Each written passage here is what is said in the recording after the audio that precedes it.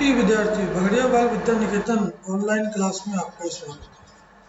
हम पढ़ रहे हैं कक्षा 10 क्षितिज का अध्याय 13 सर्वेश्वर दयाल सक्सेना का मानवीय करुणा की दिव्य चमक, जिसमें पिछली ऑनलाइन क्लास में हमने उनके फादर बुल्के के परिचय के बारे में पढ़ा।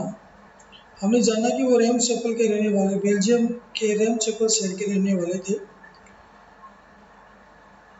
पूरा उनका परिवार था। वो इंजीनियरिंग के अंतिम वर्ष की पढ़ाई कर रहे थे और उनके बाद उनका मन सन्यासी बनने को हुआ। वो सन्यासी बन गए और अपने घर में पीछे 2 भाई 1 बहन, माता और पिता को छोड़ के आए। उसके बाद जब उनसे पूछा गया कि आपको अपने देश की याद आती है, तो उन्होंने कहा मेरा देश तो भारत है।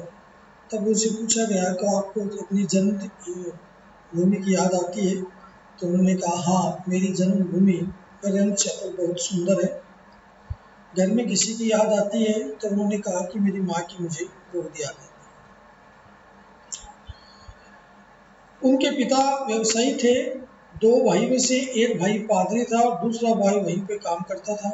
एक बहन थी, बहुत सख्त और जिद्दी, बहुत देरी से उसने शादी करवाई थी। भारत पर जाने के बाद वो 2-3 बार ही बेल्जियम गए थे और उनसे जब उनके मन में सन्यासी बनने की इच्छा हुई, तब उन्होंने अपने गुरु से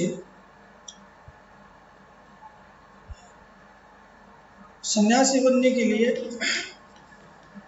जो अंतिम इच्छा है वो पूछी गई। तो उन्होंने बताया कि मैं सन्यासी बनते ही भारत जाऊंगा, और उसके आगे आज हम पढ़ेंगे। उनकी शर्त मान ली गई और वह भारत आ गए। पहले जीसस संघ में 2 साल पादरियों के बीच धर्माचार की पढ़ाई की, फिर 9 और 10 वर्ष दार्जिलिंग में पढ़ते रहे। कलकत्ता से उन्होंने बीए किया और फिर इलाहाबाद से एमए। उन दिनों धीरेन्द्र वर्मा हिंदी विभाग के अध्यक्ष थे। 100 प्रबंध प्रयाग विश्वविद्यालय के हिंदी विभाग में रहकर 1950 में पूरा किया। उन्होंने राम कथा, उत्पत्ति और विकास, परिमल में उनके अध्याय पढ़े गए थे। फादर ने मातृलिंग के प्रसिद्ध नाटक ब्लू बर्ड का रूपांतरण भी किया है, नील पंछी के नाम से। बाद में वह सेंट जेवियर्स कॉलेज रांची में हिंदी तथा संस्कृत विभाग के विभागाध्यक्ष हो गए और यही उन्होंने अपना प्रसिद्ध अंग्रेजी हिंदी कोश तैयार किया और बाइबल का अनुवाद भी। और वही बीमार पड़े, पटना आए, दिल्ली आए और चले गए। 1947 वर्ष देश में रहकर और 73 वर्ष की जिंदगी जीकर उन्होंने इस संसार को त्यागा। लेकिन बताते हैं कि फादर बुल्के संकल्प से सन्यासी थे।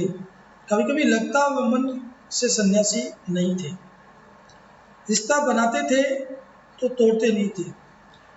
10वें साल बाद मिलने के बाद भी उनकी गंध महसूस होती थी। वह जब भी दिल्ली आते जरूर मिलते। अगर कोई नहीं मिलता तो खोजकर, समय निकालकर, गर्मी या सर्दी बरसात झेलकर उनसे मिलते जरूर, चाहे 2 मिनट के लिए सही। ये कौन सन्यासी करता है? उनकी चिंता हिंदी को राष्ट्रभाषा के रूप में देखने की थी। हर मंच से उनकी तकलीफ बयान करते, इसके लिए इकट्ठे तर्क देते। बस इसी सवाल पर उन्हें झुंझलाते देखा और हिंदी वालों द्वारा ही हिंदी की उपेक्षा पर दुख करते उन्हें पाया।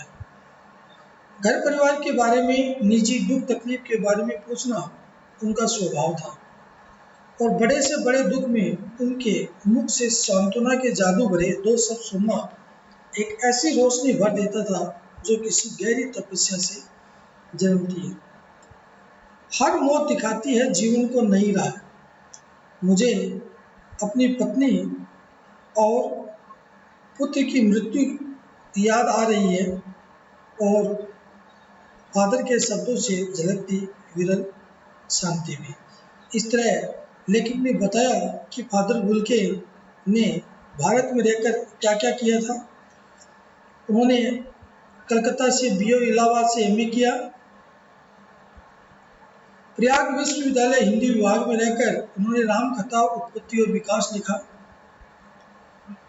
ब्लू बर्ड नामक जो नाटक था उसका रूपांतरण किया और उसका नाम रखा नील पंछी।